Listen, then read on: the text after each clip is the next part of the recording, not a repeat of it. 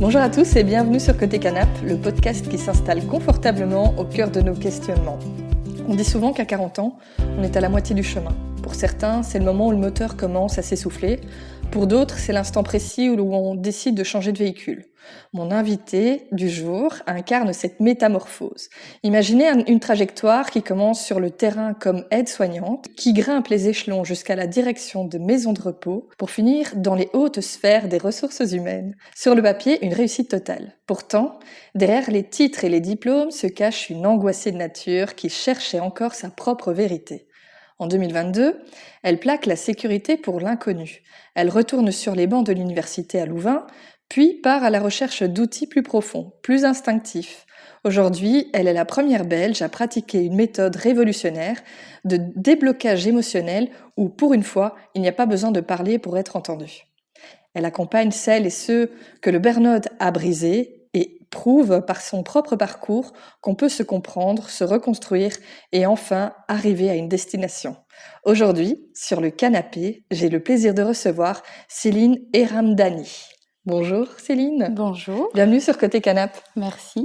Alors, aujourd'hui, on va parler burn-out, on va parler de ton ascension professionnelle, de ce que tu veux développer et alors de cette fameuse méthode indienne qui est très peu connue. Je t'avoue que moi, je ne connaissais pas. Mais avant tout, je voulais un petit peu développer. Tu dis de toi que tu es une angoissée de nature, pensant n'arriver à rien. Pourquoi tu penses ça de toi à la base? Explique-nous. Alors, il y a eu beaucoup de chemin depuis tout ça, mais effectivement, depuis mon plus jeune âge, j'ai toujours été hyper angoissée. Alors, le pourquoi du comment, je le cherche encore. J'ai pourtant été toujours hyper soutenue par ma famille, mes amis, etc. Mais j'ai toujours été très angoissée. Très angoissée du changement, très angoissée à l'école, très angoissée dès qu'une nouvelle situation s'offrait à moi. Et ça se présentait comment? Par vraiment des maux de ventre horribles, des crises d'angoisse. Ouais, donc même physique. Ouais, quoi. c'était autant physique que psychologique. Alors, j'ai vu beaucoup de gens pour essayer de m'aider. Donc ça, j'en parlerai peut-être un petit peu plus tard. Mais effectivement, très angoissée. Et pourtant, j'étais quelqu'un qui réussissait toujours tout. Donc, sans vouloir me vanter, à l'école, ça allait très bien. Donc je m'angoissais en fait pour rien. C'était vraiment moi qui me créais Ouais, cette peur en fait de... je connais ça. Tu connais ça? Donc voilà, j'ai vraiment toujours été une angoissée de nature. Et tu as cherché des méthodes et donc ça s'est pas arrêté à l'âge adulte en fait. C'est pas que dans l'enfance.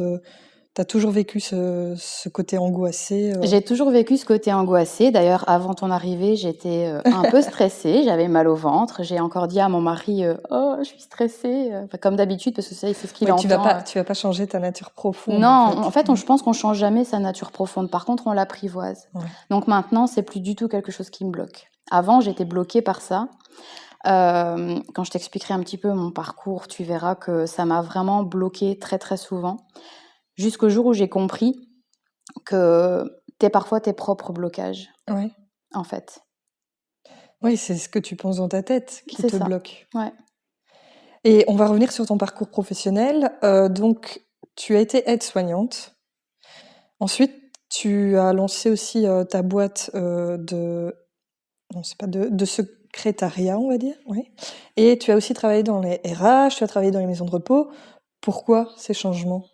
Alors, pourquoi ces changements? Parce que justement, quand j'ai dû choisir une filière après la réto, je me suis dit: «Qu'est-ce que je vais faire?» Donc ma première idée, c'était de faire véto. Je rêvais d'être vétérinaire. C'était vraiment, le truc que je voulais faire. Tu as une affection particulière pour les animaux? J'adore les animaux. Ouais. J'adore les animaux. J'en ai d'ailleurs tout plein, bref. Mais donc c'était de faire véto. Alors pourquoi j'ai pas fait vétérinaire? Parce que j'étais très angoissée à l'idée de devoir partir. Si je faisais véto, je devais partir côté. Ah oui. Donc je devais quitter mon petit cocon et partir au Ouais, mieux. sortir de ta zone de Ouais, confort, quoi. au mieux partir à Bruxelles, au moins bien partir sur Liège, parce que le cursus se termine d'office à Liège pour les 3 dernières années.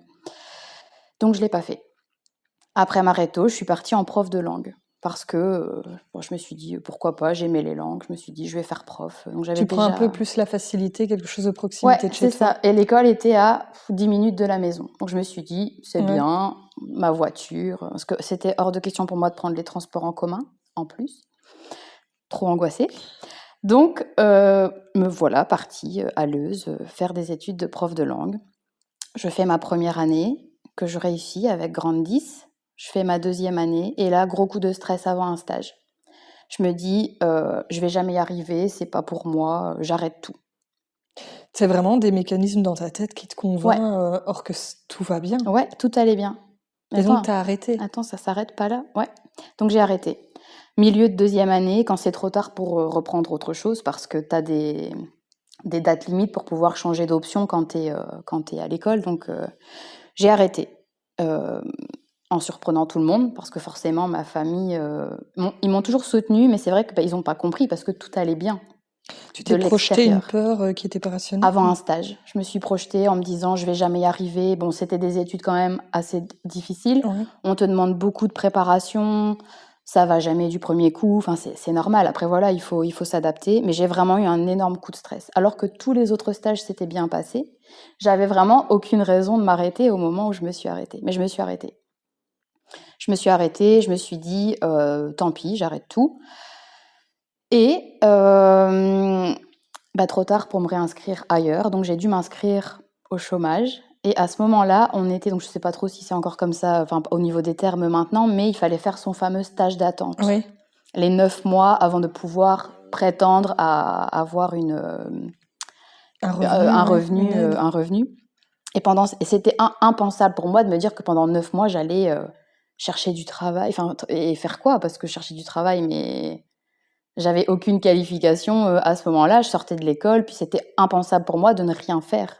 Je voulais juste plus faire prof.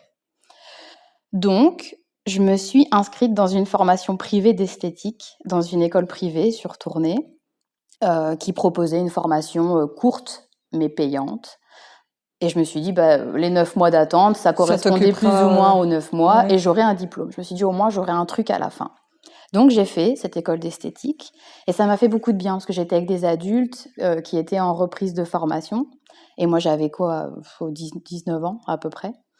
Donc j'ai fait cette école, j'ai été diplômée et c'était très très poussé scientifiquement. Donc on avait beaucoup de cours d'anatomie, de bio, enfin c'était vraiment très très poussé. Et je me suis dit, petit rappel, je voulais faire veto, médecine, tout ça m'a toujours vachement intéressée. Et je me suis dit, je peux pas rester sur ça, je veux pas être esthéticienne. En plus, je voulais pas être esthéticienne, c'était vraiment pour faire quelque chose qui m'intéressait, mais c'était pas mon but final. Ça t'a appris des choses, en fait. Ouais, j'ai appris plein de choses. Et j'ai rencontré plein de gens, donc au final, c'était vraiment... C'est enrichissant humainement. Ouais, c'était vraiment enrichissant. Donc je me suis dit, qu'est-ce que tu fais de tout ça maintenant? Et là, je me suis dit, on y va, je vais reprendre l'école infirmière. Ah oui. Ouais, je vais reprendre l'école d'infirmière, aider les gens, encore une fois, ça revenait, le fait de voir du monde, que ça bouge, tout ça. Et je suis partie en infi, à Tournai, pas trop loin. C'était un petit peu plus loin que Leuze, mais voilà, ça allait. Et je pense qu'on était dans la même école alors. C'est vrai? À la Hello. Ouais. Ouais, j'étais là. Allez. Dans Com. Ouais, c'est ça, j'étais là. Et non, à la FO, moi j'étais à la FO. À la FO, toi? Ouais. Ah oui, non, alors c'était différent. Non, j'étais chez Condorcet. T'étais pas le long des quais? Non. Mais donc je suis repartie faire infirmière, première année, grande 10. J'ai terminé avec 98% en anatomie. Ouais, donc en fait, encore une fois, tu réussis super bien. Ouais, je réussissais super bien. Par contre, j'ai détesté mes stages. Pourquoi? Parce que...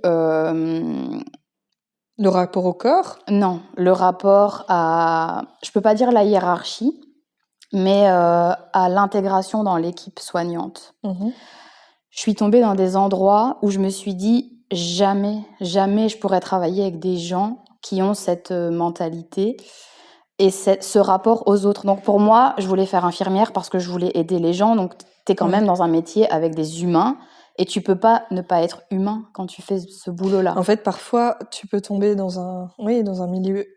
Enfin, le milieu hospitalier, comme tu dis, il y a un rapport à l'humain, mais dans une équipe qui ne l'est pas dans la manière de fonctionner. Oui, c'est ça.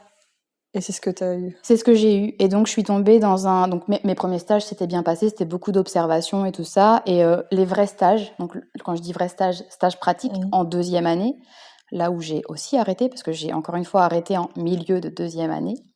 Et le moment est important. Je t'expliquerai pourquoi après. J'ai toujours arrêté inconsciemment au même moment, plus ou moins vers le mois d'octobre. Je reviendrai sur ça après, c'est Mystérieux. intéressant. Ouais, c'est intéressant. Donc début de 2e année, on commence les stages plus pratiques dans des services plus précis, plus pointus. Et je me retrouve dans une équipe où quand tu arrives, tu connais pas le service, tu connais pas les gens, tu connais pas les patients, tu n'es que stagiaire, donc tu arrives à un moment précis, mais tu connais pas l'histoire du service et tout ça. Et on me dit, voilà ta liste, tu t'occupes de tel patient, et dans 20 minutes, tu dois avoir fait une prise de sang pour un patient donc j'étais dans un service d'oncologie, service très lourd, et je devais faire cette prise de sang à ce patient avant sa toilette. Je cherche mon matériel et je ne trouve pas une puiseuse. Donc quand tu fais une prise de sang, tu peux utiliser 2 aiguilles différentes, et je ne trouve pas ma puiseuse, donc une des premières aiguilles que je dois utiliser. Impossible de la trouver dans le stock, et bon, je connaissais pas trop l'endroit, donc j'essaye de poser la question à une infirmière qui passe. Donc j'étais dans le couloir, et timide comme j'étais, je dis excusez-moi, je cherche. Et là, elle me regarde et elle me dit j'ai pas envie de te répondre. Et elle part. T'étais dans un climat professionnel très compliqué à mon avis, non? Ouais, vraiment très compliqué. Ils étaient peut-être vraiment à bout. Oui, je crois que ces gens étaient déjà à bout. Mais pour toi, ça petite n'allait jeune, pas. mon Oui. Dieu. Et puis j'étais une stagiaire parmi tant d'autres. Voilà, je pense que c'était un poids peut-être pour elle en plus à ce moment-là. Mais là, moi, je l'ai vécu Toi, tu l'as mal vécu. Ah mais oui. Déjà parce que le patient attend, parce que tu as un rapport, on te complète un rapport de stage que tu dois réussir. Tu as envie de bien faire. J'étais attendue, donc on me demandait, avant telle heure, ça doit être fait. Donc, et là, je me suis pas reconnue. Je me suis dit, ok, t'as pas envie de me répondre. Mais c'est tout, elle était déjà partie, elle était déjà bien loin. Je suis rentrée et j'ai pas fait la prise de sang à ce patient. J'ai fait sa toilette, je me suis occupée de lui. Et là, l'infirmière a déboulé en me hurlant dessus parce que je n'avais pas fait cette prise de sang. Et là, la Céline de d'habitude aurait peut-être pleuré ou serait peut-être partie se cacher dans les toilettes ou que sais-je. Mais là, je lui ai dit, oui, c'est ça qui se passe quand on n'a pas envie de répondre aux gens. C'est la même personne ? C'était la même personne, ouais. Et là, je me suis dit, là, c'est foutu pour moi. Répondu. Oui, mais je me suis dit, mon stage est foutu. Je suis foutue. Et c'est tout. Elle est partie, en fait. Et je suis restée comme ça avec mon patient qui devait se dire, qu'est-ce qui se passe ici ? Et donc, ça s'est terminé comme ça. Ce patient a probablement eu sa prise de sang, mais en tout cas, c'est pas moi qui la lui ai faite. Et le lendemain, j'ai été accueillie par cette même personne, parce que je suis revenue le lendemain. Elle m'a dit bonjour, et elle m'a proposé de prendre le café avec elle. Elle était mal lunée ce jour-là, et ça l'a choquée, je ne sais pas, ou peut-être le fait de lui avoir répondu, ça lui a peut-être... elle s'est peut-être dit, oui, mince, en fait, c'est vrai que voilà. Et là, je lui ai dit, non, je vais rester bien gentiment avec mes collègues à moi, et voilà, je vais pas venir boire le café avec toi, en fait. Et la veille, je m'étais déjà dit, tout ça, c'est pas pour moi. Et je m'étais déjà dit que j'arrêtais ce stage, en fait. Mais est-ce que tu penses que tu as pris cette décision vraiment pour le boulot ou par le vécu humain derrière ? Par le vécu humain derrière. Maintenant, je peux te dire que c'est par le vécu humain derrière. Est-ce que peut-être le boulot t'aurait plu ? Non, parce que maintenant, je regrette pas du tout. Autant j'ai regretté des années après avoir arrêté prof, parce que j'aimais beaucoup quand j'étais devant la classe, pour la grande angoissée que j'étais, c'était très contradictoire. Mais autant j'ai regretté cet arrêt-là que Infi, pas du tout. J'ai pas du tout regretté. Donc j'ai arrêté Infi, et là l'école au mois d'octobre, l'école ne voulait pas me laisser partir parce que j'étais une bonne élève et qui comprenait pas et qui savait que j'avais déjà arrêté du coup les 2 ans plus tôt. Mais c'était décidé. Par contre, quand je décide quelque chose, c'est décidé. J'ai décidé que j'arrêtais. Qu'est-ce que j'ai fait ? J'étais encore coincée parce que trop tard pour recommencer autre chose. Et là, je dois réfléchir parce que j'ai fait tellement de trucs. Et bien là, je me suis retrouvée encore une fois au chômage pendant quelques mois et j'ai décidé de faire veto. Parce que c'était... T'es revenue sur ta décision. C'était toujours resté, en fait. C'était toujours resté. Et donc, les mois passent, etc. Et je fais veto. Je pars à Bruxelles, mais par contre, je fais la route tous les jours avec ma première petite voiture qui consomme énormément d'essence. Et tout ce que je pouvais gagner à côté passait dans mon plein d'essence. Et en fait, j'ai tenu 6 mois, jusqu'à mes premiers partiels. J'étais crevée, je manquais de m'endormir sur la route, je partais tôt, je revenais tard, j'étais mais au bout du rouleau, j'étais vraiment fatiguée. Et là, je me suis dit, c'est soit je pars en côte, soit j'arrête parce que c'était dangereux. Et le fait de faire ces études à Bruxelles ne t'a pas déstressée par rapport à la ville? Pas du tout. Ah oui. Mon Dieu, pas du tout. Déjà, la route, j'étais angoissée au possible. C'était vraiment horrible. Mais j'étais contente de l'avoir fait. Bon, malgré les premiers partiels réussis, j'ai arrêté parce que je voulais pas coter. J'avais déjà ma première maison avec mon mari. Et donc, tout ça, c'était voilà. Ah oui, t'étais déjà bien. Oui, enfin, Ouais, t'étais adulte, en fait. j'avais déjà ma maison. Mais attention que c'était pas un frein, hein. Pour lui, pour lui Continuer et tes mes parents, études. j'étais Ouais. vraiment soutenue. Je pouvais prendre un cote, il y avait aucun problème. C'est vraiment moi qui me Quand suis on est dit, déjà engagé dans une oui, relation, c'est voilà. compliqué. Je me suis dit, on fait pas, on arrête. Et je l'ai fait. Et voilà, c'est plus un regret. Donc, Retour à la case case départ. Ouais. J'ai repris une formation Forum en me disant, on part dans l'administratif. Tant pis, on va faire ça et puis on verra bien. Et c'est là que mon parcours d'aide-soignante commence. Parce qu'en fait, après 2 semaines de formation, je m'embêtais vraiment beaucoup sur les bancs au Forum. Et on m'a dit, écoutez, comme vous êtes quand même pas mal avancé dans le processus, vous pouvez partir faire un stage qui compte en fait pour votre formation. Et au bout de ma rue, il y avait une maison de repos et je me suis dit, allons-y, on sait jamais, ils cherchent peut-être une petite stagiaire qui pourrait les aider un petit peu au niveau admin. Et j'ai poussé la porte et la directrice m'a reçue et m'a dit tout de suite, oui, trop bien, en plus t'habites à côté, viens. Donc j'ai été. Et je suis restée à peu près 2 mois et demi ou à peu près en formation, apprentissage. Et la chance que j'ai eue, c'est que l'adjoint à la direction partait. Et après ces 2 mois et demi, donc j'ai beaucoup été avec l'adjoint, il m'a beaucoup formée, j'ai appris vraiment beaucoup de choses. Et 2 mois et demi plus tard, elle m'a dit, écoute, voilà, si t'aimes bien l'endroit, si tu veux rester avec moi, donc la directrice m'a dit, je te propose un CDI. Top. Du coup, en tant qu'admin, en tant que secrétaire. Mais la condition, c'était de faire un peu de tâches aide-soignante quand même. On a beaucoup de casquettes dans les... Ouais. Mais finalement, j'ai négocié mon contrat et j'ai dit, moi, je veux pas du tout être aide-soignante parce que le fait d'avoir réussi ma première infi me donnait le titre d'aide-soignante. Donc, je ne voulais pas du tout faire de tâches aide-soignante et j'ai dit, moi, je veux vraiment venir en admin, c'est vers ça que je veux aller et tout. Et en négociant, ça s'est fait ainsi. Donc, j'ai commencé comme aide-soignante administrative sur le papier. Je ne faisais que ce qui était admin. Et au fur et à mesure des mois, je passais tout mon temps avec la directrice et en fait, je faisais son boulot avec elle. Et elle prenait de plus en plus de temps pour elle aussi, pour faire d'autres choses qu'elle ne pouvait pas faire quand elle était toute seule. Et c'est comme ça que j'ai monté tout doucement les échelons et que j'ai repris des études de RH. En plus, ouais. En cours du soir, alors. En cours du soir. Et j'ai été diplômée 4 ans plus tard parce Pourquoi que... RH ? Pourquoi RH ? Parce que là où j'étais à ce moment-là, dans la maison de repos, en parlant avec la directrice, elle avait fait cette formation. Elle était DRH en fait à la base. J'aimais beaucoup la personne, j'aimais beaucoup ce qu'on faisait et ça a fait sens pour moi en fait à ce moment-là. De mêler l'humain, l'admin, tout ça, c'était un plus pour le travail que tu faisais aussi peut-être ? Ouais, c'est ça. Et donc j'ai repris cette formation, ça s'est super bien passé. Je l'ai fait en un peu plus de 3 ans parce qu'avec le boulot, il fallait concilier le tout et j'ai eu mon fils entre deux. Donc il y a un moment donné où j'ai pris une petite pause pour pouvoir tout mener à bien. Ensuite, j'ai eu mon fils et j'ai pris presque 3 ans de pause carrière pour élever mon enfant. Donc j'ai arrêté de travailler et je me suis à ce moment-là posé plein de questions. Parce que ça faisait énormément de temps que je voulais créer mon entreprise. Je savais que mon destin était ailleurs en fait. J'ai compris que à chaque fois dans mon boulot, il y a des choses qui me manquaient, mais j'arrivais pas encore à déterminer quoi. Une certaine liberté peut-être ou... La liberté, oui, je crois.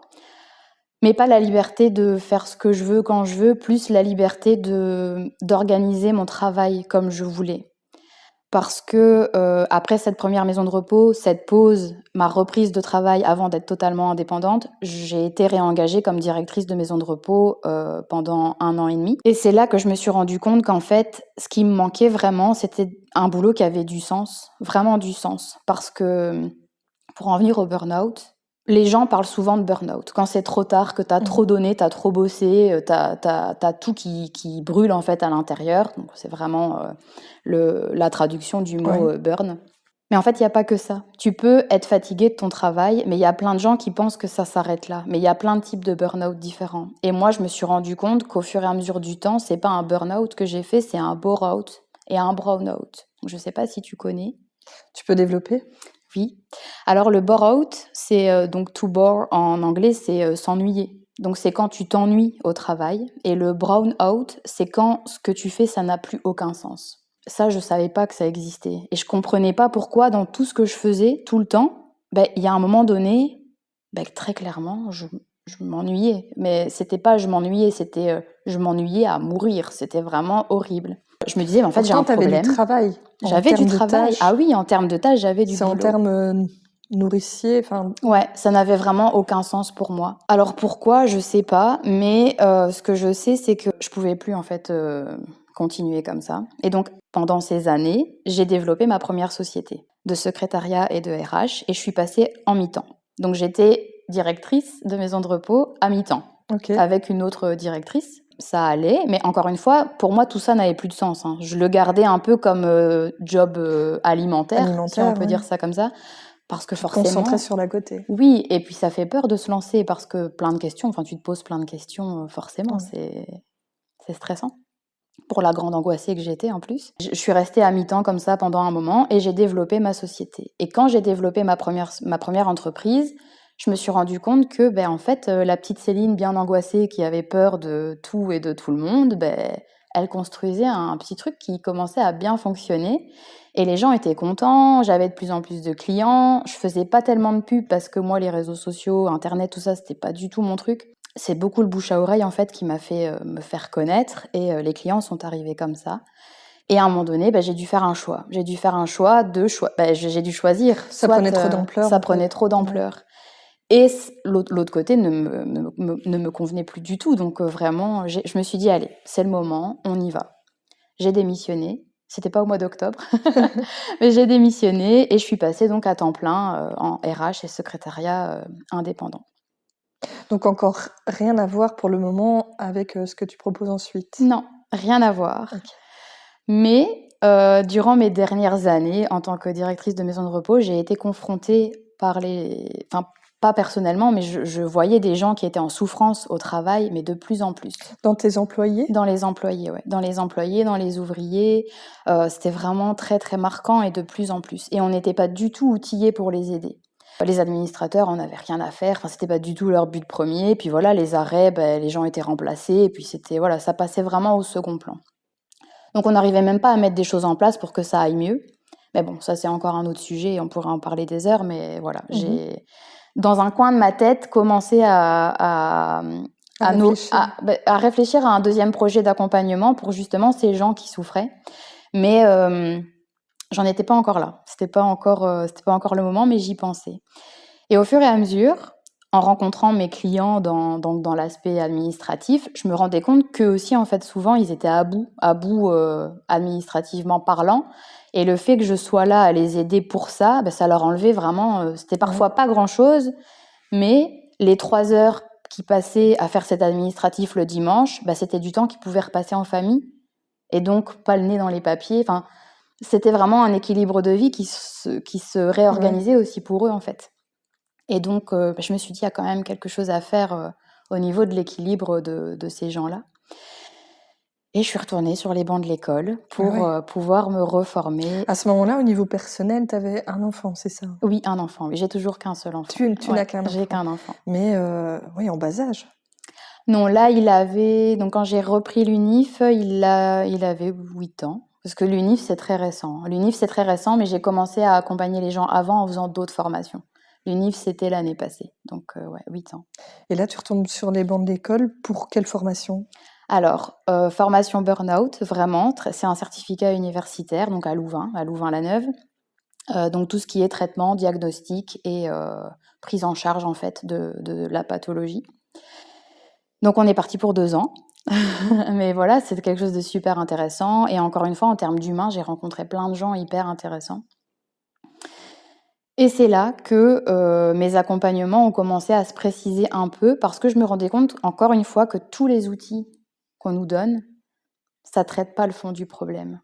Donc je dis pas que ça fonctionne pas, hein, parce que j'ai réussi à accompagner plein de gens durant ces années qui maintenant vont beaucoup mieux et qui retravaillent même pour certains, mais il me manquait quelque chose. Mais quand tu dis outils, c'est quoi concrètement? C'est des outils mentaux? C'est des techniques? Oui, c'est tout ça mélangé parce que quand tu n'es pas psychologue, donc Ouais. ça c'est important de le dire, on parle beaucoup maintenant de thérapeute, etc. Quand tu n'es pas psychologue, il y a plein de choses que tu ne peux pas faire et heureusement, chacun son métier. Mais en tant que thérapeute, les formations sont beaucoup des formations type coaching, etc. On va te donner beaucoup d'outils pour pouvoir prendre en charge les gens de façon très courte. Ouais. La différence avec la psychologie où tu entames un travail sur du long terme avec beaucoup de discussions. Une régularité, c'est Oui, sur le long terme. régularité sur le long terme et surtout une très grosse introspection où on te demande de vraiment rentrer à l'intérieur de toi pour chercher quel est le problème. Faut parfois remonter très très loin et ça peut effectivement durer très très longtemps. Que tout ce qui est thérapie courte, coaching et tout ça, c'est à un moment donné dans le temps très court. Ça et t'a les pas gens, fait peur, ce côté justement coaching? si, Parce très. que ça a mauvaise connotation. Ça a très mauvaise connotation. Et donc, par rapport à un psychologue, tu vois, ce côté coaching, tu pourrais te dire, ouais, mais j'ai peur de pas avoir une casquette crédibilité, tu vois, suffisante. Mais c'est bien sûr la casquette que j'ai eue. C'est bien ce que sûr ce tu que j'ai as ressenti. Oui, Pourtant, tu parce as quand que même fait une formation universitaire pour, ouais. sur le burn-out. Et de l'intérieur, toi qui as vécu cette formation, tu trouves que tu as les armes pour, quand tu sors de là, pour aider vraiment, Non, sincèrement quelqu'un? non, je trouve que tu n'as justement pas assez de choses concrètes. Alors pourquoi je dis ça? Parce que, chaque personne est vraiment différente et toutes ces formations qu'on peut faire, ça balaie pas le terrain de tout ce que tu peux avoir en face de toi. Ouais. Et donc c'est pour ça que j'en viens à ce point-là, c'est que tu peux faire 10 000 formations. C'est surtout ton expérience et les gens que tu as en face de toi qui font que tu vas utiliser certains outils ou justement que tu vas pas du tout utiliser ça et que ça va fonctionner avec certains ou pas du tout fonctionner avec d'autres. Et je pense que si t'es pas armé comme ça peut pas fonctionner. Et c'est à ce moment-là, quand j'ai commencé à avoir tous ces gens qui venaient me voir, et là je me disais, mais ces gens viennent pour quelque chose parce qu'ils savent que je ne suis ni psychologue, ni psychothérapeute. Allez, c'est très clair, les gens savent ce que je fais et ce que je ne suis pas, donc ces gens viennent quand même me voir. Donc je me suis dit, bah, ce qu'ils cherchent, c'est moi, enfin c'est ma personne, ma personnalité et justement peut-être tout le vécu que j'ai derrière. Ouais. Je pense que ça peut renforcer ton expérience de vie. Je veux dire, tu t'es lancé dans cette dernière formation, pas à 20 ans. Non. Donc, tu as un bagage déjà humain. Ouais, Tu as ouais, rencontré quand même pas mal de gens dans ta vie pour voir justement la détresse. C'est un plus que tu as actuellement. exact. Et alors, ces personnes, elles viennent chercher quoi chez toi? Eh ben, ces personnes, elles viennent chercher la petite baguette magique parce que souvent les gens viennent te voir et te disent bah, j'ai tout essayé et bah, voilà, vous êtes ma dernière option, je sais plus quoi faire. Ou alors mon médecin m'a envoyé vous voir. C'est bien souvent comme ça que ça se passe. Et concrètement, qu'est-ce qu'on fait? Ben, on discute beaucoup parce qu'en fait, ce sont des gens qui ont besoin de parler énormément. Donc la plupart des gens ont besoin de parler. Mais j'avais parfois des difficultés, alors pas moi, la difficulté ne venait pas de moi, mais la difficulté vient des gens justement à parler. À faire parler quelqu'un. Moi, je veux pas faire parler. La personne vient avec son problème, son bagage, et c'est à elle d'amener sur le tapis ce qu'elle veut développer. Donc moi, je veux pas aller creuser, ça c'est pas mon boulot.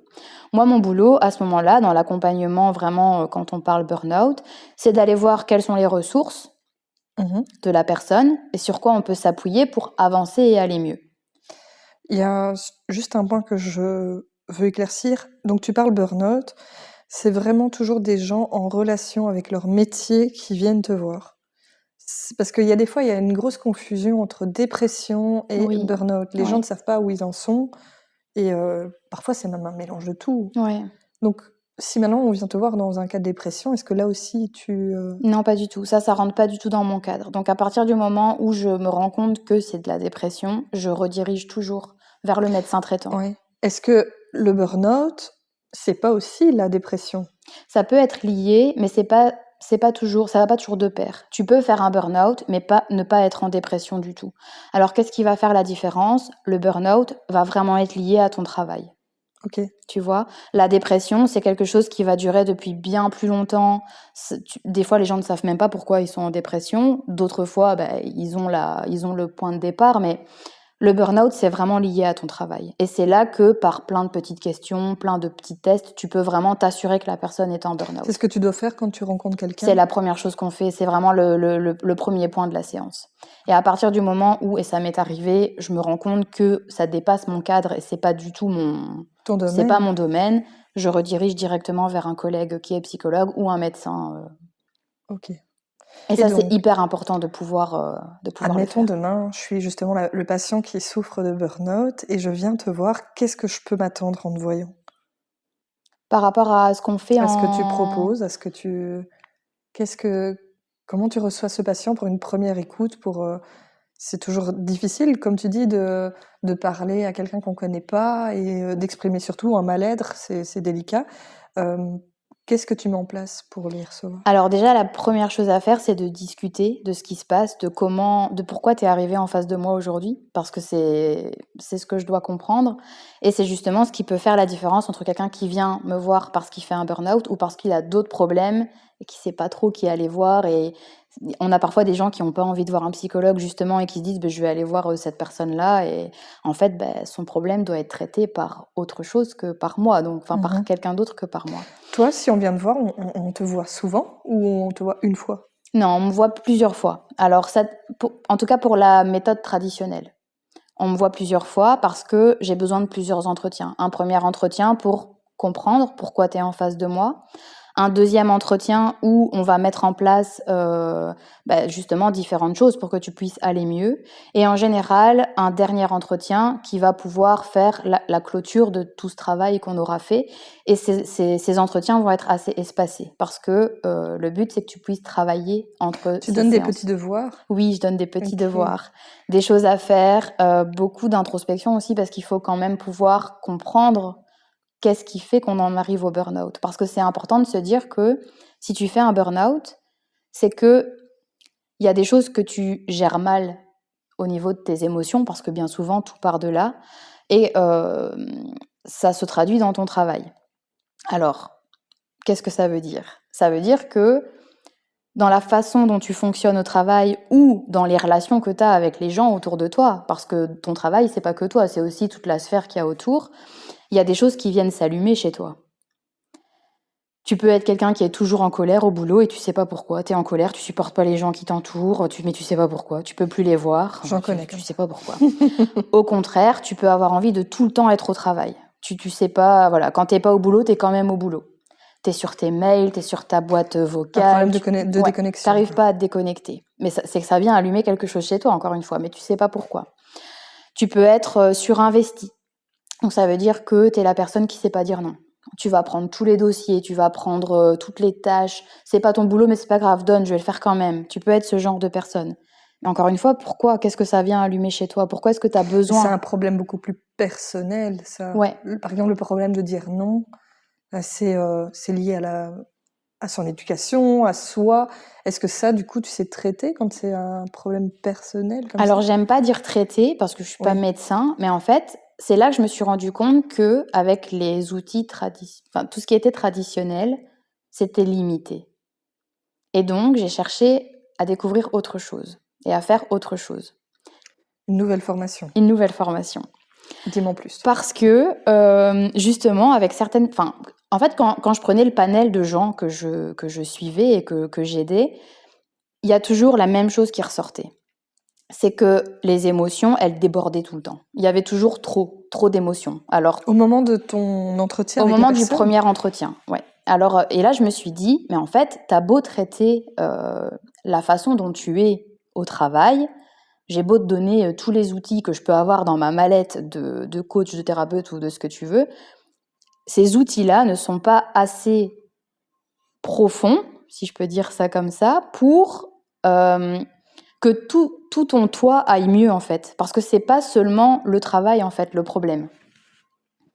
Les émotions, elles viennent vraiment, quand c'est négatif, te polluer, mais à un point inimaginable. C'est ce que tu penses, en fait. C'est les pensées que tu as qui polluent ton travail, ton C'est ça, et quotidien. ces pensées viennent vraiment de tout ce que tu ressens. En fait, tu te crées tout ça toi-même. Et là, je me suis dit, il me manque un truc.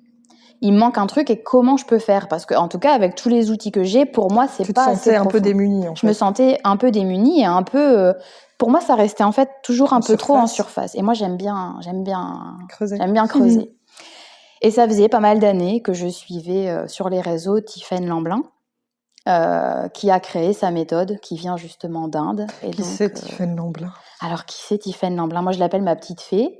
Mais en fait, donc c'est une femme qui habite à Lyon, en France, et qui, il y a quelques années, est partie en Inde pour plein de raisons. Mais en tout cas, elle est partie en Inde et elle a créé sa méthode. Parce qu'en fait, elle aussi, elle voulait pouvoir aider les gens et elle n'arrivait pas à le faire. Enfin, elle avait aussi envie de creuser et elle s'est retrouvée en Inde. Elle a fait des formations en yoga, tout ça. Et elle s'est dit, il se passe des choses ici au niveau de la médecine indienne qu'on n'a pas chez nous. Et comment ça se fait? Parce qu'il faut savoir que les Indiens vont chez le médecin quand ils vont bien. C'est comme au Japon, je pense. Ça. Oui, c'est ça. C'est inverse de nous. Ouais. Nous, on va chez le médecin quand on n'est pas bien, quand on a un on symptôme. soigne les mots, en ouais, fait. on soigne les mots.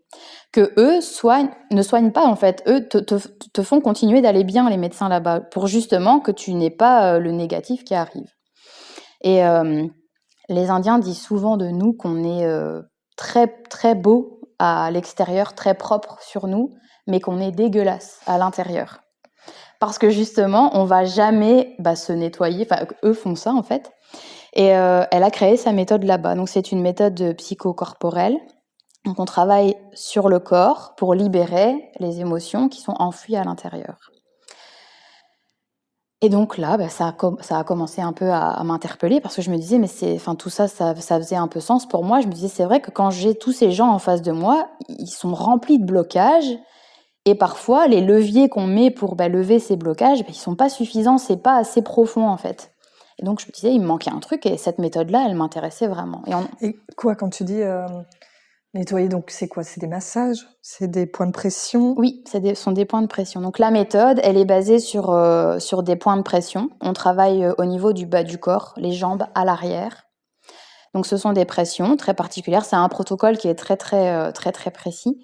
On est vraiment formé, c'est très carré, très cadré, très sécurisé. C'est pas que pour traiter le burn-out, ça? Non, là c'est vraiment pour traiter tout ce qui est blocage émotionnel en règle générale. Mais pour le burn-out, ça fait aussi des miracles. Donc comment tu t'es formée à ça?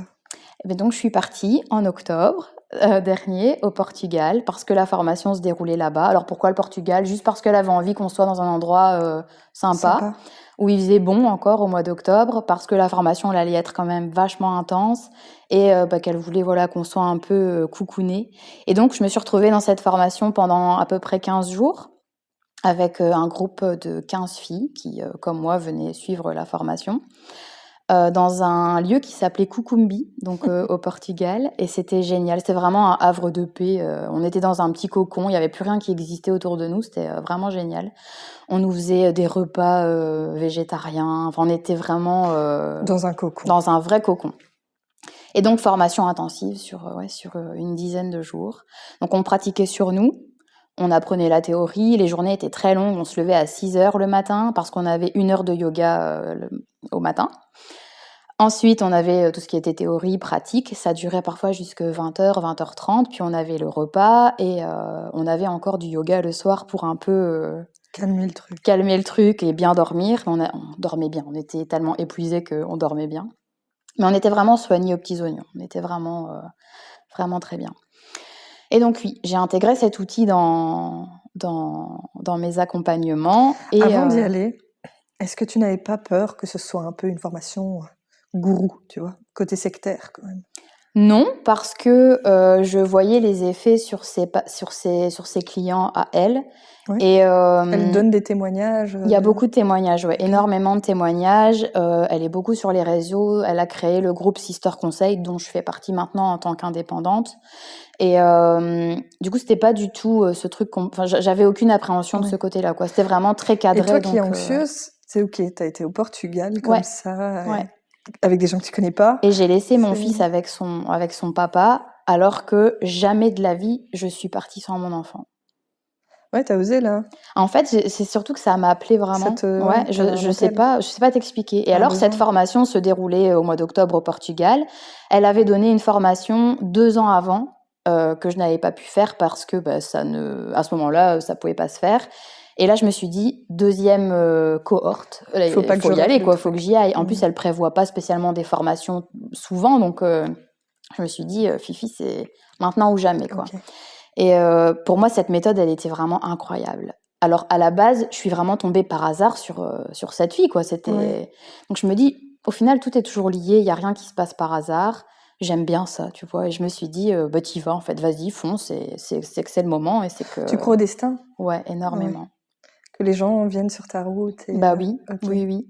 Oui, parce qu'au final, je me rends compte que maintenant, tout ce que j'ai fait avait un sens et c'est arrivé peut-être plus tard, mais tout ce que j'ai fait a créé ce que je enfin, Et cette ce que je méthode, elle fais maintenant. s'appelle comment? Elle s'appelle le déblocage émotionnel méthode Tiffaine Lamblin. OK. Donc tu es revenu de cette formation et tu as décidé donc d'étendre, en plus de ce que tu proposais comme coaching au burn-out, au déblocage émotionnel. Déblocage émotionnel, qu'est-ce que tu mets dedans? En termes pratiques, comment ça se passe ou Je trouve que déblocage émotionnel, ça peut être sur tout, ça peut être un problème personnel alors. Donc tu étends tes j'étends? capacités, Carrément. donc peut-être pas aux dépressions, si, Si, aussi? si. OK, donc aux dépressions. Les Jusqu'où tu dépressions, vas? surtout, Qui tu tu traites? peux traiter tout le monde. Alors, tu m'as posé la question: «Pourquoi cette méthode?» Et en fait, c'est vrai que je Ouais. t'ai pas vraiment répondu à ça, mais il y a quelque chose que tu as peut-être compris, chez moi, c'est que moi, j'aime bien quand ça va vite et quand c'est précis. Quand c'est trop long, quand il y a trop de blabla, ça me saoule très vite et tu m'as très vite perdue. Je pense qu'il y a beaucoup de gens comme ça aussi. Ouais. Et donc, en fait, avec cette méthode, tu n'as besoin que d'une seule séance. Donc, c'est une seule séance dans ta vie. OK. Si vraiment, parce que tu peux avoir des personnes qui auront besoin de 2 séances, mais c'est très, très rare. Ce sera 2 séances, mais à 1 an d'intervalle. Donc, c'est même pas 2 séances rapprochées, c'est on laisse vraiment le temps au corps, le temps à tout ça. Mais normalement, c'est une seule séance. Et moi, quand on m'a dit c'est une seule séance, alors que parfois tu fais des centaines Bah de oui. séances, je me suis dit mais ça c'est pas mal. Et quand j'ai vu les témoignages, je me suis dit ça tu peux pas inventer, tu peux pas avoir autant de personnes qui parlent positivement d'une méthode. Enfin non, il y a un moment donné, Oui. voilà, tu peux pas, ça peut pas. Et donc je me suis dit une seule méthode, une seule séance. Une seule Ça séance, c'est quand m'intrigue, même hein. incroyable. Eh ben, écoute, quand j'ai mes petits patients, mes clients en séance, je suis toujours intriguée et épatée à chaque fois. Et donc quelque part, si c'est une seule séance, ils vont pas revenir. Non, ils vont pas revenir et c'est pas le but qu'ils reviennent. Pour toi, c'est à chaque fois trouver un nouveau patient, hein.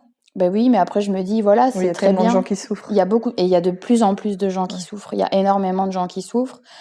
Tu peux Quel pas type de aider tout le patientèle monde. tu as déjà eu du coup pour, cette nouvelle méthode que tu as appris? Ben, du coup, j'ai eu beaucoup de gens en burn-out. J'ai eu Ouais. énormément de gens en dépression. J'ai eu beaucoup de gens angoissés, donc tout ce qui est vraiment crise d'angoisse, les gens stressés en règle générale. Beaucoup de gens qui ont des schémas répétitifs et qui comprennent pas pourquoi ils font ça, que ce soit, psychologique ou Par exemple, émotionnel. quand tu dis schéma répétitif, quelqu'un qui est dans une relation et qui quitte à chaque fois son compagnon ou ce genre de choses? Ce genre de choses ou alors qui va quitter son compagnon, mais qui va retomber toujours dans le même genre de Ouais. relation, Ou avec le relation même genre de toxique relation ou toxique, ouais. est-ce que dans cette méthode, c'est, le corps, Oui. tu touches? Est-ce que tu dialogues aussi? Comment ça se passe? Alors c'est Qu'est-ce ce qui est qu'on génial avec cette méthode et c'est ce que les gens aiment beaucoup justement, c'est que on n'est pas du tout obligé de parler. Les hommes adorent cette méthode parce que je dis les hommes, mais il y a des femmes aussi, mais c'est difficile de parler? pour les hommes, en tout cas quand je vois mon panel de clients, les hommes n'aiment pas parler. Les hommes me disent toujours, moi je veux pas du tout. C'est vraiment le truc du mec, ça, hein, je veux pas aller chez un psy, moi j'ai rien à dire, je sais même pas ce que j'ai. Effectivement. Enfin ils veulent pas trop rentrer à l'intérieur. Bah, avec cette méthode, on peut ne pas du tout parler. Donc tu peux avoir rendez-vous aujourd'hui là tout de suite. Je t'accueille. Tu me poses les questions si tu as des questions sur ta méthode et on peut Mmh. directement aller au cabinet et la séance débute tout de suite. En fait, on part du principe que toutes les émotions se stockent dans ton corps. Si je devais te donner une image, tu vois la flaque d'eau, Ouais. tu prends des petits cailloux et tu vas jeter les petits cailloux dans la flaque d'eau. Qu'est-ce qui va se passer au début? Bah, c'est éclabousse, mais Ça éclabousse. Est-ce que tu vas voir les petits cailloux? Non. Non. Donc tu peux continuer de jeter les petits cailloux. Au début, tu vas pas les voir. La flaque, elle est quand même un peu profonde, donc tu vas pas voir les petits cailloux. Dans ton corps, c'est la même chose. Toutes les émotions que tu n'as pas exprimées, tous les traumatismes que tu aurais pu vivre et que tu n'as pas extériorisés, en Inde, on dit que ça tombe à l'intérieur de ton corps, un peu comme si tu les avalais. Ouais. Donc tu les avales et ça va tomber. La gravité va faire que ça va tomber dans le fond de tes jambes. Donc ça va commencer par se mettre au niveau de tes chevilles. Et ça va monter, ça va monter, ça va monter, comme les petits Donc cailloux. les douleurs sont liées, par exemple, si on souffre des pieds, ce serait lié à quelque chose, un traumatisme ou quelque chose qu'on a vécu. Oui, alors je veux pas non plus être catégorique Mhm. parce qu'il y a bien entendu des pathologies médicales et que tout ça, Oui. ça ne se soustraira jamais à des consultations médicales. C'est un accompagnement en plus. Mais effectivement, il y a énormément de maladies qui peuvent arriver quand ton corps est saturé. Et donc, pour reprendre l'image de ma petite flaque d'eau, à un moment donné, les petits cailloux, tu vas commencer à avoir le monticule de petits cailloux qui va dépasser de ta flaque d'eau. C'est ce qui se passe dans ton corps. Ça va monter, ça va monter, ça va monter. Et on dit toujours que le bassin, c'est le siège des émotions. Ouais. Au moment où ça arrive dans le bassin, tout se bloque. En général, c'est là que tu vas commencer à avoir des crises d'angoisse, que tu vas commencer à avoir des bouffées de chaleur, des douleurs inexpliquées, que tu vas peut-être commencer à développer des maladies un peu... tu comprends pas trop ce qui t'arrive, mais en tout cas, ton corps, il t'envoie des signaux que t'aimes pas trop et t'arrives pas à vraiment comprendre ce qui se passe. C'est là que le déblocage émotionnel va intervenir.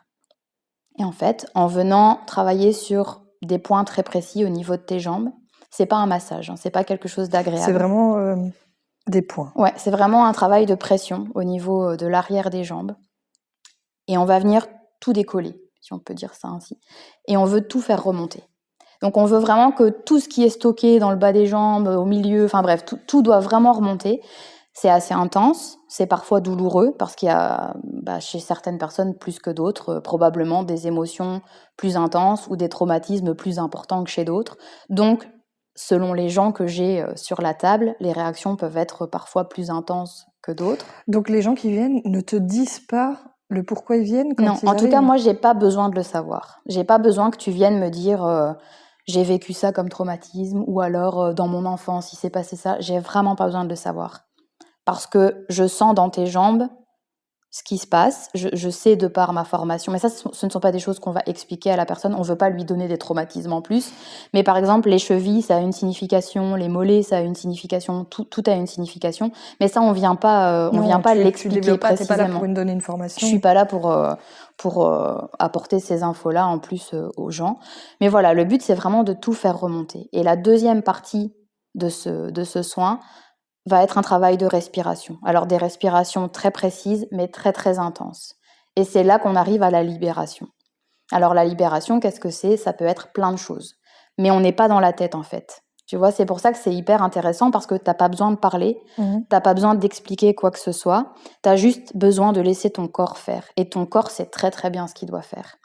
Et j'ai beau essayer de l'expliquer, c'est très difficile. Et j'ai plein de témoignages de gens que j'ai pu avoir en soins et ils expliquent tous la même chose. Ils se disent tous, je suis venue, je savais plus ou moins ce que tu allais faire, mais en fait, si tu le vis pas, on peut pas expliquer ça. On peut pas expliquer.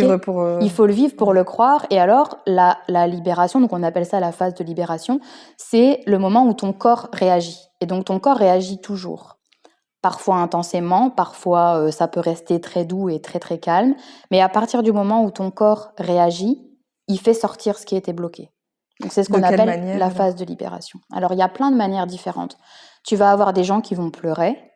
Ça peut être des petits sanglots, mais ça peut être des pleurs comme tu n'as jamais vu quelqu'un pleurer. Ça peut être des cris, voire des hurlements. Juste après la séance, alors tu vis ça. C'est pendant la séance. Donc donc souvent ça se passe, on va dire au milieu ou 3/4 de la séance. C'est vraiment le cheminement de tout ce qui remonte en fait. Ouais. Donc tu peux avoir les pleurs, tu peux avoir les cris, les hurlements. C'est parfois très très impressionnant. Mais bon, moi je suis formée à ça. L'espace est sécurisé, il y a vraiment aucun problème. Et c'est ce que tout le monde nous dit toujours après, c'est que limite, tu te rends pas compte en fait de ce qui se passe à ce moment-là. C'est ton corps qui réagit, mais tu ne le mentalises pas. Tu te rends pas compte que tu es en train d'hurler, tu vois. C'est un peu une sorte d'hypnose ou... Non, c'est pas de l'hypnose, non, c'est vraiment une réaction du corps. C'est vraiment corporel. Il y a rien de magique, il y a rien de Ouais. bizarre, il y a rien du tout de des pressions sur les jambes, des respirations précises et guidées, et ton corps qui réagit. Mais encore une fois, c'est hyper compliqué de l'expliquer vraiment concrètement. Mais quelqu'un qui souffre d'une dépression depuis des années, tu as des témoignages de gens qui viennent pour une dépression, qui Ouais. font des points de pression et qui ressortent et qui se Ouais. sentent bien. Ouais. Alors, c'est pas immédiat. Ah ouais. Tu as cette séance dure 1h30. Et je dis toujours aux gens, il se passe des choses tout de suite. Donc j'ai toujours les gens qui tout de suite, à la fin de la séance, une fois qu'ils sont rhabillés, on discute, on prend le temps, tu vois, de se reposer un petit peu avant qu'ils ne puissent repartir. Et bien souvent, les gens te disent, mais j'ai l'impression d'avoir perdu 20 kilos. 20 kilos de quoi, ils savent pas. Hein. Mais une sensation de légèreté, une sensation d'apaisement, ça c'est souvent ce qui est immédiat. Mhm. Et on leur explique toujours, ça je ne l'ai pas expliqué avant, mais c'est une seule séance, tu as des effets tout de suite, mais dans les jours et les semaines qui découlent de cette séance, il se passe plein de choses. Et en fait, ce soin, ton corps va continuer de travailler entre 6 mois et 9 mois, voire 1 an. C'est pour ça qu'on dit qu'il ne faut qu'une seule séance, parce qu'une fois que c'est sorti, c'est sorti. Ton corps va continuer le travail, tu ne dois pas y penser, il n'y a rien à faire, quoi. C'est vraiment ton corps qui va faire le boulot. On n'est pas là-dedans, on est vraiment dans le corps. Et ouais, c'est...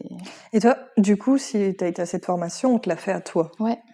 Toi, tu l'as vécu, cette sensation-là? Je l'ai vécu et c'était très particulier parce que, contrairement à d'autres qui ont peut-être fait cette formation, j'y suis pas allée pour recevoir ça. Je pensais même pas qu'on allait, en fait, si je savais qu'on allait travailler sur nous, mais je pensais pas qu'on allait avoir un protocole de A à Z.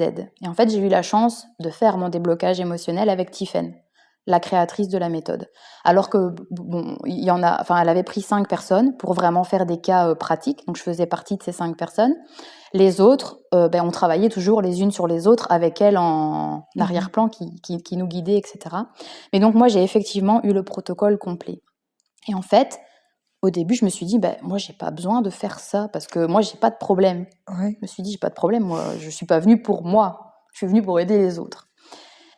Mais d'un autre côté, j'avais très très envie de le faire parce que pour moi, c'était pas vraiment j'imaginais pas trop pratiquer quelque chose en l'ayant pas vécu et du coup, tu sais pas trop. Enfin, serait un peu bizarre. C'est le premier test. Ouais, voilà. Donc je l'ai fait. Je l'ai fait l'avant-dernier jour de la formation. Et comment te dire que ça fait donc je suis revenue de la formation fin octobre. Il y a pas mal de mois qui se sont passés et je suis toujours en train de me demander comment je vais pouvoir expliquer ce qui s'est passé. Donc j'essaye de faire une vidéo explicative pour les réseaux, etc. Et j'y suis pas encore arrivée. Donc tu vas être la première, en fait, à qui je peux raconter ce qui s'est passé, si tu veux. Alors, il faut savoir que moi, je suis quelqu'un qui sait pas crier. Tout le monde se moque toujours de moi quand je sais pas crier sur un enfant. Tu sais, quand tu dois engueuler quelqu'un, moi je sais pas faire ça. Ça crie pas ici, tu vois. Je ne sais pas crier. Et quand je crie, j'ai une voix, mais tout le monde rigole. Donc je ne sais pas crier. Et bien moi, ma libération, c'est que j'ai hurlé et on se filmait. Tu vois, nous, les protocoles étaient filmés pour qu'on puisse les voir et ça nous servait de cas d'étude. Quand j'ai vu cette vidéo, j'ai encore un peu de mal à la regarder aujourd'hui. Je t'ai pas reconnue. Je me suis dit, mais moi, ça, c'est sorti de moi. Il y a quelque chose de bizarre ici. Tu vois, j'ai vraiment beaucoup de mal à en parler parce que c'est quand même, voilà, c'était assez intense. Donc effectivement, j'ai hurlé 3 fois, je crois. Mais c'est un hurlement qui vient j'ai senti un truc sortir du fond de mes entrailles. Hein. Un déblocage. Donc, si tu veux, t'es allongé, forcément, t'es allongé sur le dos au moment où on travaille sur tes jambes. Ensuite, tu passes en position semi-assise, enfin, t'es assise en tailleur. C'est le moment des respirations. Et c'est là que bien souvent, il se passe ce qui doit se passer. Donc, les pleurs, les cris, etc. Ça peut être des tremblements, ça peut être vraiment plein de choses. Je pourrais revenir là-dessus après. Et moi, à ce moment-là, j'ai hurlé. J'ai hurlé, à peu près 3 fois. Mais c'était vraiment un hurlement très particulier. Je n'aurais jamais cru pouvoir sortir ça un jour. Et les filles m'ont dit, quand t'as hurlé, on a eu l'impression que le son était palpable et a fait le tour de la pièce. Enfin, tu sais, il y a vraiment un truc qui est sorti très, très intense. Et moi, à ce moment-là, j'étais là, forcément, mais j'avais l'impression d'être à côté de moi et je me disais, mais ça, c'est quoi ça? Ça sort de... Ouais, tu vois, tu te reconnaissais pas. Je me reconnaissais pas du tout, quoi.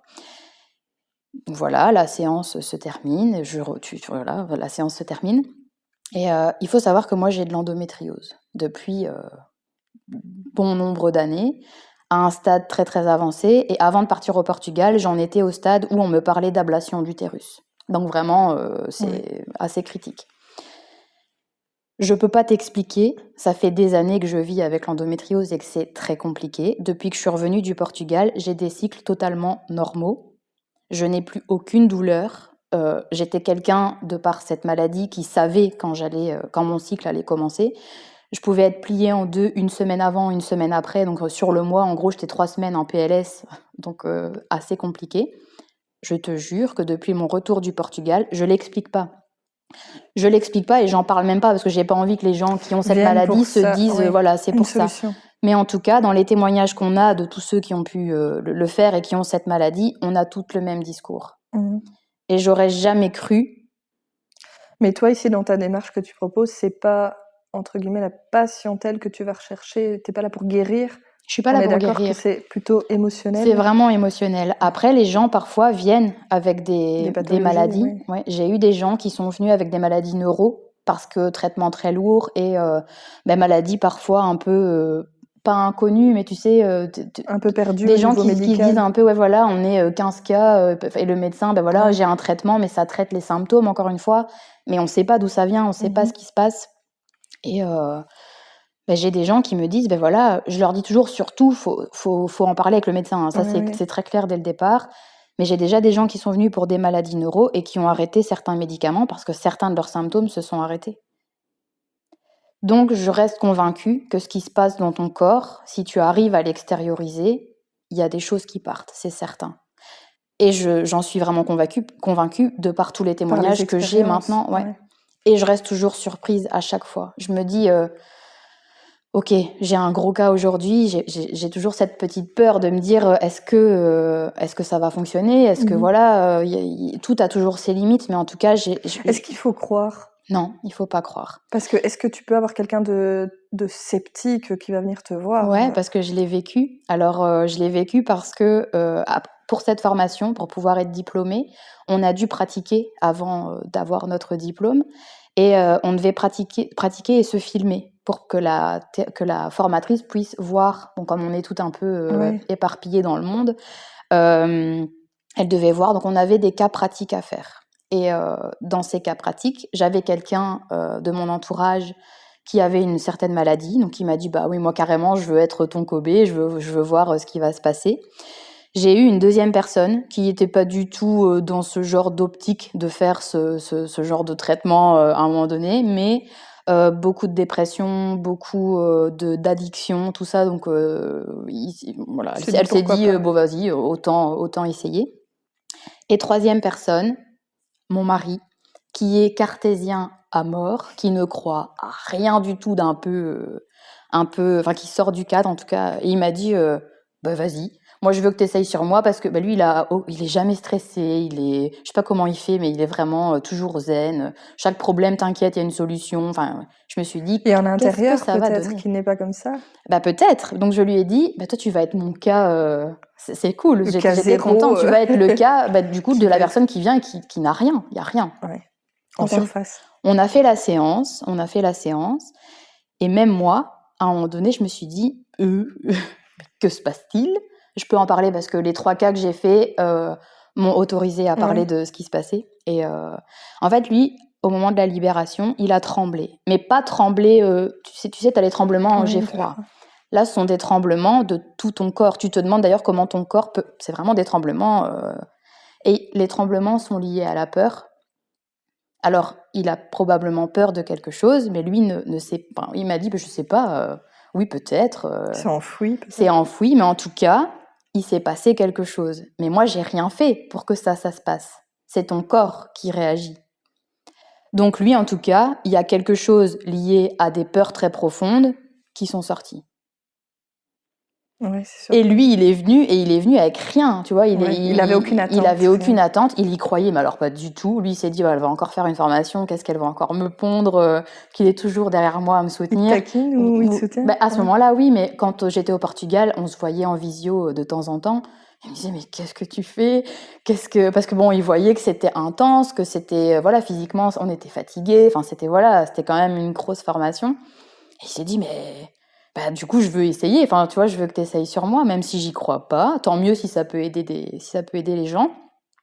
Et en fait, il a été hyper surpris. Et à la fin de la séance, il s'est dit, merde, en fait, ça fait quelque chose. Ça fait quelque chose. Après, il m'a dit, maintenant, je sais pas de quoi j'ai peur, mais il a senti un truc, tu vois. Comment il sait que c'est par rapport à une peur? Non, ça, c'est moi qui sais, parce que les tremblements sont liés à la peur. Ça, moi, je sais que chaque réaction, donc ça, on l'explique pas non plus spécialement aux gens, mais chaque type de réaction ça a un lien avec quelque chose.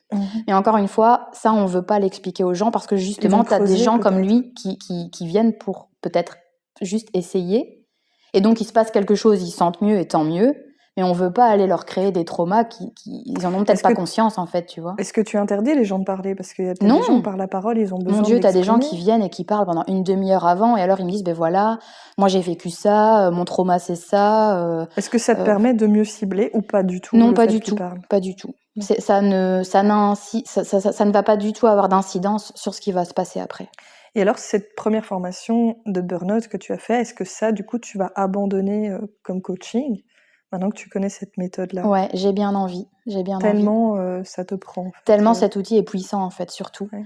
Et je me dis que les gens ont envie, à ce moment-là, que ça bouge. Quand tu fais un burn-out, quand tu fais même une dépression, parce que là, du coup, on peut parler des deux, t'es bloqué dans un schéma, mais depuis parfois des mois, voire des années quand on parle de dépression. T'as vu des milliers de gens, enfin des milliers de professionnels de la santé, et t'es parfois encore des années après bloqué avec des choses que t'arrives pas à te débarrasser de tout ça. Et je me dis, si tu peux pratiquer une méthode qui t'aide en une seule séance, je dis pas que ce sera une seule séance et que demain tu vas aller super bien alors que ça fait 20 ans que t'es en dépression. C'est pas ce que je te dis. Ce que je te dis, c'est que vraiment avec cette séance, t'as quand même plein de choses qui se libèrent, et que pour l'instant, en tout cas les témoignages des gens qui ont vécu cette transformation, mais ils vont tous dans le même sens. Donc je me dis, ça fonctionne. Il n'y a pas de mal. Il n'y a pas de mal. Il peut rien se passer de mal du tout. Ouais. Donc il n'y a pas de peur à venir te voir. Il n'y a pas de peur à venir me voir. De la curiosité au pire. Ouais, c'est ça. Ou du positif au mieux. Exact. On peut te retrouver où? Alors on peut me retrouver ici, parce que j'ai créé mon cabinet ici. Ça y est. Ici, c'est où? À Ouillère. Tu as un site internet? Bientôt. J'ai un site internet qui va sortir, alors je pense dans quelques semaines. On est encore en train de travailler dessus. Et oui, ça va sortir tout bientôt. Et sur les réseaux sociaux, on te trouve sous quel nom? Alors pour l'instant, sur la page Kairos Coaching. Ok.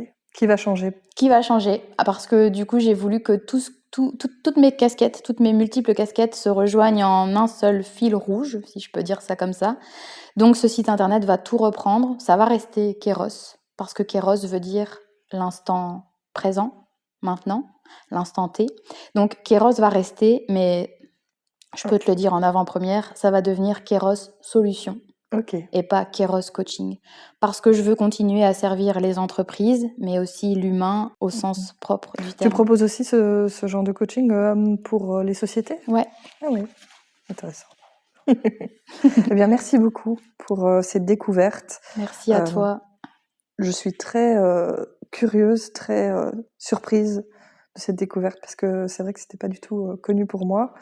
J'adore les découvertes ainsi.